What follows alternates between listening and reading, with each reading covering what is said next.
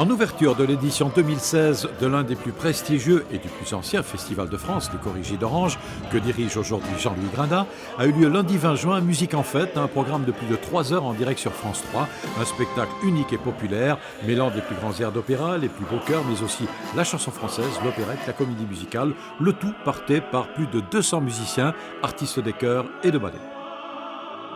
Ça a remporté le titre de spectacle préféré des Français à la télévision l'année dernière, je crois. Donc c'est quelque chose de très important pour France Télévisions. Pour France 3, ils y mettent des moyens énormes à la mesure du lieu, à la mesure des 8000 spectateurs qui sont présents ce soir et des millions de spectateurs qui regarderont. Pour accompagner ces artistes, Alain Duhaut, le producteur de l'émission, a fait appel à l'Orchestre Philharmonique de Monte-Carlo.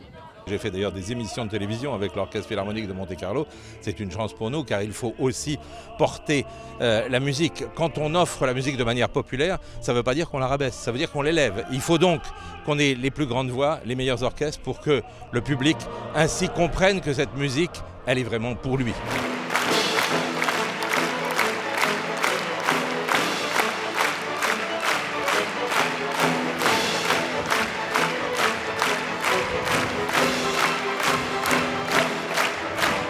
C'est une magnifique opportunité de mettre en avant, bien entendu, l'orchestre auprès d'un public beaucoup plus large que le public habituel.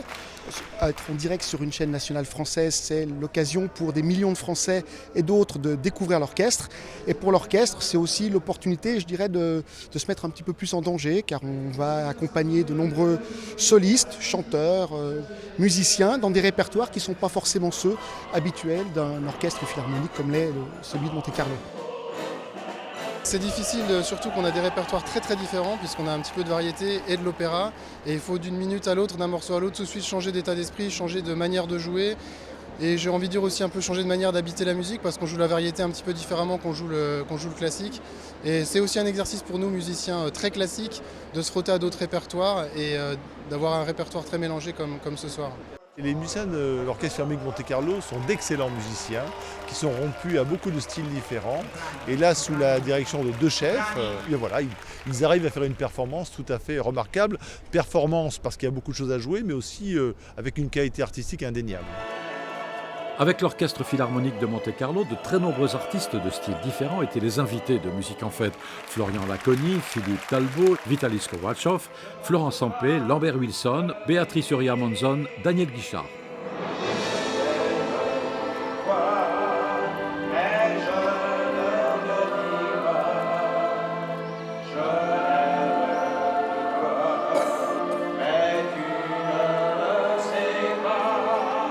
On a la chance d'avoir un orchestre avec des musiciens dirigés avec une émotion terrible. On pourrait avoir des bourrins qui jouent et qui jouent pas du tout. Ils sont une émotion totale. Donc ça doit passer par rapport aux gens qui seront en face.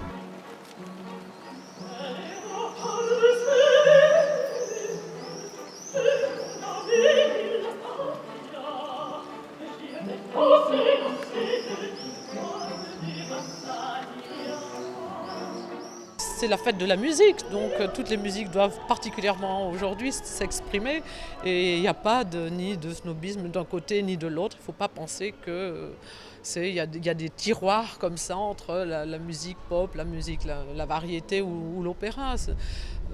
Voilà, on a le droit, le plaisir, l'envie de tout connaître.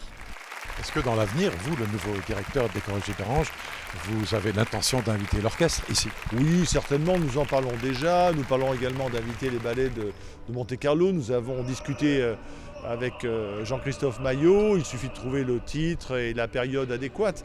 Voilà, donc tout ça est dans les tubes, comme on dit aujourd'hui. Voilà, moi j'ai l'espoir que ça puisse se faire assez rapidement. Je crois que peut-être dès 2018, on verra bien.